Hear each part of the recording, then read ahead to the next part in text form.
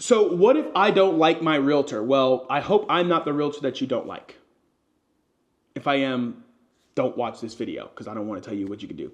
I mean, if you don't like me, depending on how our initial conversation goes, I would always say this should be a conversation you have, especially when you're working with clients. I know I do. When it comes to our first introduction, hey, here's what we do, here's what we don't do, here's how we work together, and here's how we don't. So that includes us not only talking about how working together looks like, but what an inevitable breakup may look like if in the event I don't like you or vice versa. Typically, in my experience, there's not a lot of agents that penalize you for firing them or telling them, hey, I no longer want to work with you. It is that simple. Just having a conversation with that agent, it should be.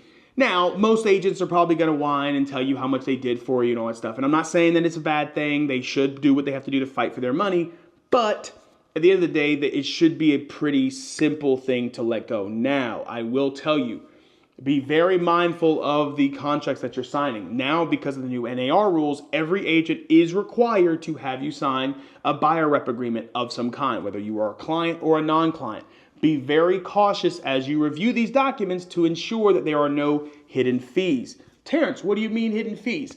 I'll give you an example. When I was in South Carolina, there was a team that would actively put a $1,000 fee. If you were to fire them after agreeing to work with them, there's a $1,000 fee that is tacked on and they will get you for it. This is the same thing with your listing agreements, folks, so definitely be mindful of when you're terminating or firing an agent, how they're releasing you and letting you go from that contract. But super simple answer to a super simple question is if you don't like your realtor, just let them know. It's sometimes this process is incredibly easy to go through, and sometimes it's probably better to let people know you're not interested in working with them than to hold on forever and then tie people up to a contract that nobody wants. Let them go.